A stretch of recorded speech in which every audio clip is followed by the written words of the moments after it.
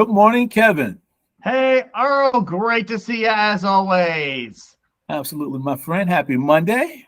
Yeah, man, I always look forward to our real estate and mortgage chats and helping people make good mortgage and real estate purchase decisions. Absolutely, absolutely. We're the knowledge brokers. So it's Exactly. our job to keep the public informed. Yeah, man, and things change. Things change quickly in our world, and there's a lot of wrong information out there, Yes. especially what you see on the news, because bad news sells. So that's what they're throwing out there. That's what they've been throwing out there for years when every survey shows that Americans still believe real estate's the number one most important investment. And it continues to be people's number one source of wealth. Yes, absolutely. Even in today's market, where most people think things have slowed down or ticked down a little bit, and that was a stat that I was sharing with you earlier.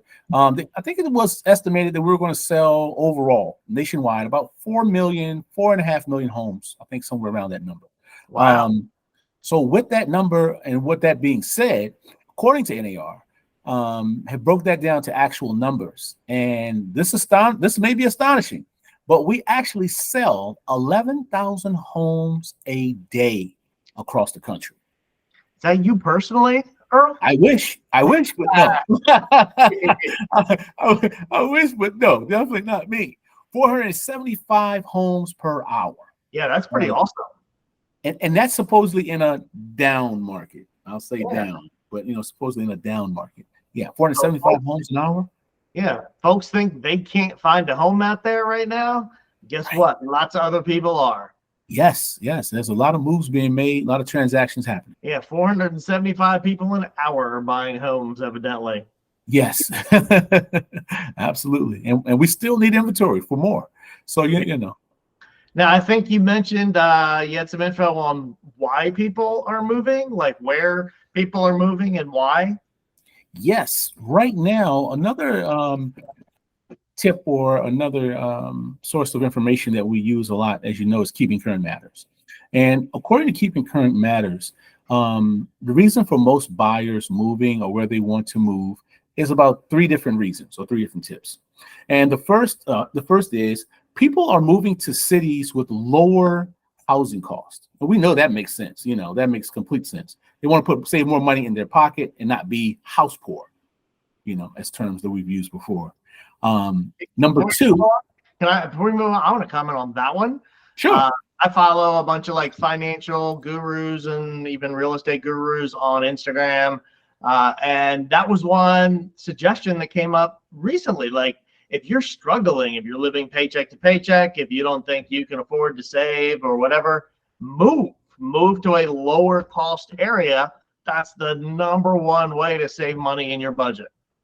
Absolutely. It makes more sense. You're not spending all your money just trying to maintain your household. You can actually live a little bit, So, and that's huge. That's important. That's important for families. It's important for personal growth and, future growth as a whole.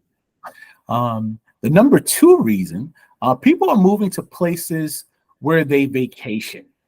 And they're doing this because, let's say they move to a mountainous area.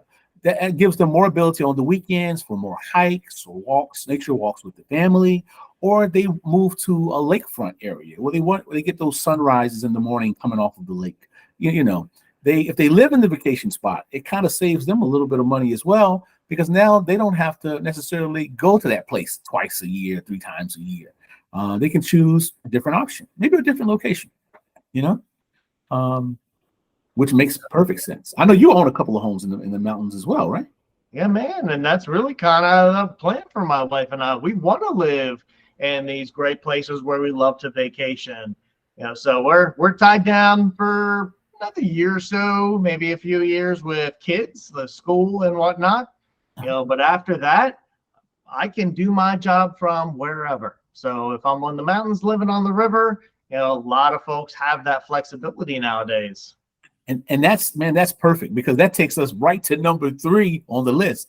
People who work remotely are taking advantage of that flexibility, being able to live pretty much anywhere in the country that they want to live and still be able to make a substantial income or living for the family.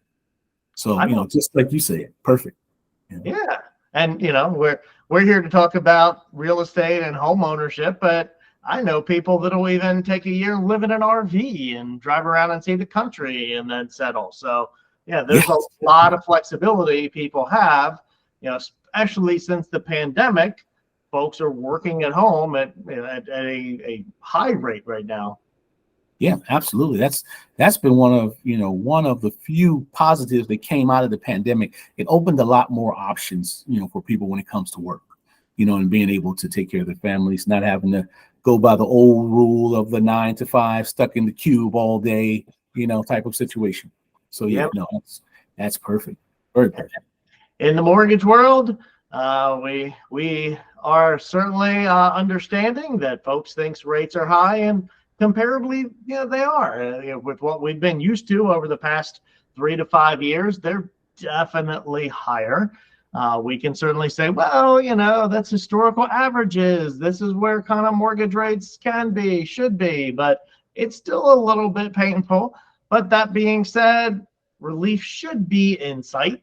All of the experts that study mortgages and mortgage rates and real estate, we're expecting a slow and steady decline. So while you may be looking at rates around 7 or so right now, for some mortgage programs, maybe upper 6s for others, you're going to see average rates probably moving comfortably into the 6s in the second part of this year. So third and fourth quarter. And into next year, you're just going to see some slow and steady increases. Prices probably aren't coming down, but mortgage rates should be. Awesome. Yeah, that's the exact same information I've been hearing as well. It's going to be a gradual, decline, of rates, which is going to make things better for everyone. There'll be more inventory coming online. There'll be more rental properties. Rental prices are coming down as well, which kind of leads me right into my third and final topic of the day. Minneapolis, Minnesota becomes the first major metropolitan to get below the Fed's targeted 2% inflation rate. They're actually targeted in right now at 1.9% of inflation. So they're under the rate. So it can be done without us having a recession or full-blown economy going into a recession. Some of the ways that they did that was they bought more rental properties onto the market, which isn't necessarily my best view, for helping people create wealth and put more money into their pocket. But it does solve an immediate need for people in need of housing, So, hey, if it works for everybody else and it works for the needs of families, Kevin, that's the big thing, But hey, the rest will come along. If you're someone that wants to invest in real estate, we can certainly help with that too.